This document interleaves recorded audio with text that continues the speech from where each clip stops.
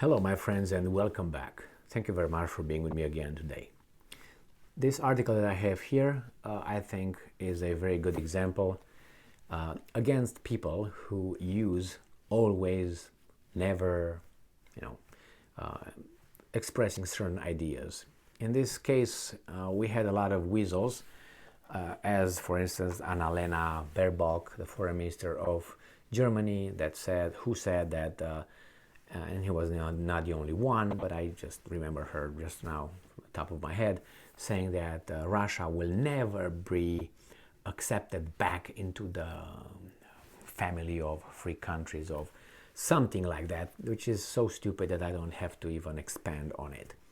So this example here shows me that former allies are, how should I put it, getting back together, former lovers are going to back together, and here you have them, and that's Japan and Germany. This comes from Sputnik today, March 18th, 2023. Jesus Christ. Japanese German defense ministers agree to conduct joint military exercises, reports say. ABC, who's missing over there? Italy. With Meloni, we're going to have everybody else. We're going to have Scholz, and we're going to have Fumio, whatever his name is, the Prime Minister of Japan, who has an approval rating in the 20s, I think 22. Scholz got it in 30-something, and Meloni still got it over there, but Meloni is still, she's just a fake so far. But hey, we'll find out. Maybe she can't do anything about it. I'd be more inclined to think that she really do anything because of the people really in charge. So you see, Germany and Japan will again militarily get together. It's been what, 45, 55, 65, 75, 85, 95, 2005, 2015. All right. It's been almost 80 years they're back together. So since we're in 2022, by 2100, we will have Russia, back with the United States and everybody else, right? If this ends up as the Second World War. But since things right now seem to be accelerated, that would happen not in 80 years, let's say it would happen in 40 years. So let's see what these guys are planning to do. So we have here Hirohito, we have Adolf, and is missing Mussolini, right? Yeah, it seems like. Japanese and German defense ministers Yasukazu Hamada and Boris Pistorius have agreed to cooperate in the military sphere and conduct joint drills, as well as start preparations for the realization of an acquisition and cross-servicing agreement, ACSA, media reported on Saturday. Hamada and Pistorius discussed the development of the German armed forces in the Indo-Pacific region and joint exercises during the first visit of a Japanese defense minister to Germany, 16 years. Wow, Japanese news agency reported. Both sides confirmed their readiness to prepare the legal basis for the ACSA agreement between the Japanese and German military. And I'm quoting, right now, when we are facing a difficult situation in ensuring security, international interaction is necessary. Hamada was quoted by the news agency as saying, all right, remember the Lebensraum? Okay, living space, that was also a difficult situation for the Germans. Pistorius, in turn, said that Japan was surrounded by, and I'm quoting, 3 challenging countries. Oh my, whew! And expressed the intention to advance defense cooperation and joint drills realization, according to the report. In 2022, the Japanese government approved a draft budget for the next fiscal year worth record 114.38 trillion yen, which is $862 billion, while also hiking defense budget to 6.8 trillion yen. The growth is connected with the government's decision to ensure an increase in defense spending to 2% of the country's gross domestic product by 2027, which is approximately 11 trillion yen per year. Well, in December 2022, the Japanese government also approved 3 key defense documents confirming its plans to increase military spending to 2% of GDP by 2027 and to allow preemptive attacks on other countries. Did you hear this? Japan further plans to spend 4 trillion yen on military infrastructure upgrades as part of a major defense overhaul in 2023 to 2027. Well, my point here is this. Never say never. All right? Basically, don't say that things change. Your today's enemy could be your best friend in a few years, and vice versa. The problem is, look at like Europe. You have the United States of America infiltrated not only economically but now militarily over the United States of Europe, Eurozone, European Union. It has military infrastructure, troops on the territory of more and more countries on standby to fight the evil Russia. So that is the boogeyman. Under the boogeyman, they did what they did. It's United States, Europe is under a increasing occupation, economic, political, and military. You don't believe me? You're gonna see.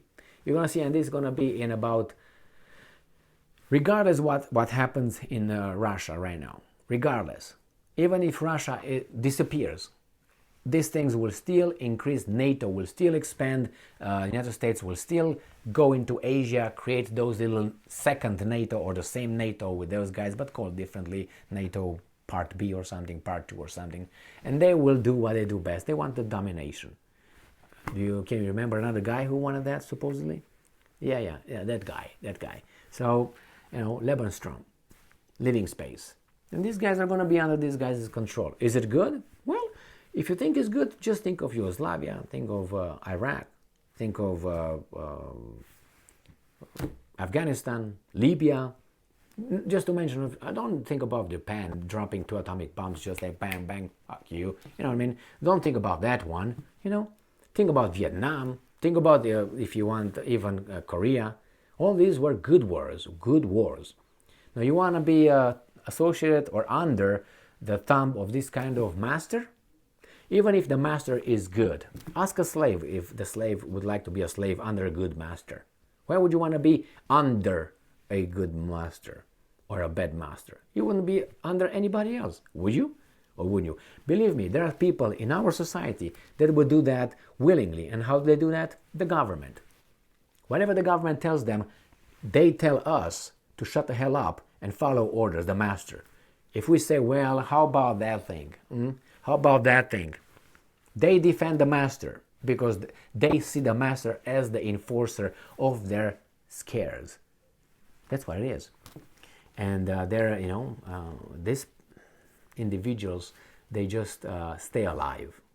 That's what they do. And the problem is, because of their fears, they want everybody else to just stay alive. They want everybody else not to do anything else because they're jealous. Because they see and they know that they are like that. In this case, Germany and Germany and Japan. Germany is this has in between the legs, this what it has. Squeak, squeak, squeak. Doesn't have this, doesn't have that. So the Germans will just send some military over there, will send a few, cooperate in the military, they will make some, produce some, so their workers will produce something and sending over there. They will not have an independent army. They are under a certain kind of help and defense because the Americans are protecting them. Because you want to be protected. When do you want to be protected? When you're weak. When you want to be protected? When you're a child. When you grow up, you still want to be protected by your parents? No, but you're not allowed to grow up. You're going to be still there. So the same is with Japan and with Germany. That's a joke.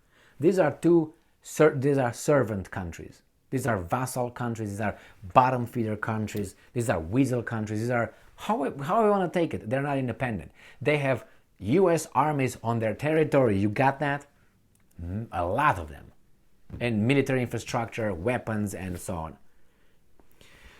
After all, both countries have their constitutions decided by the Americans, if you remember how it was. They said, well, no, you write your constitution however you want, but before you think that's your constitution, you bring it to me, and I'm like a teacher. All right, no, this has to go. I'm not good, man. You want to think this over? Nah, scratch, not good. Now go back, talk to your weasels, come back. So actually, who writes your constitution? If I have the power to veto things over there, why don't you, Emil, take the constitution or whatever, and you write it for us, and you give us exactly what you want? Why do you have us waste time in, hey guys, because they like to pretend? It's a pretense. Yeah, we wrote the Constitution. How did you write it if this guy was able to cut things up? Why don't you let this guy write it for you? And those guys can go and jerk off or take care of their geishas and do some shine on you. Okay, and maybe some ikebana. Let me put some flowers here. I'm gonna leave my wakizashi here. Katana is outside. Ball-less. Yeah. But that happened in 1869, 1868, 1869, when it was the Meiji Restoration. Remember that one? Yeah. Who came over and opened Japan? Commodore Perry. Remember how he opened it?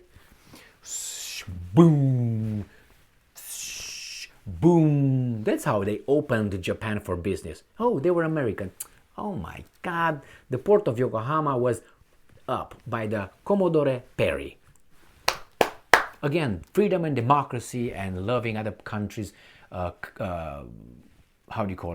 independence and sovereignty and cultures and blah, blah, blah. Yeah, right. You want to look into history? That's how. And then they say, oh, samurai, you gotta go. We got politicians now. Cut your little samurai's little piece of hair, and that's it. Give me your katanas. Here you go. Or do a little harakiri or seppuku, and bye-bye. You're gonna be a democrat. You're gonna be free.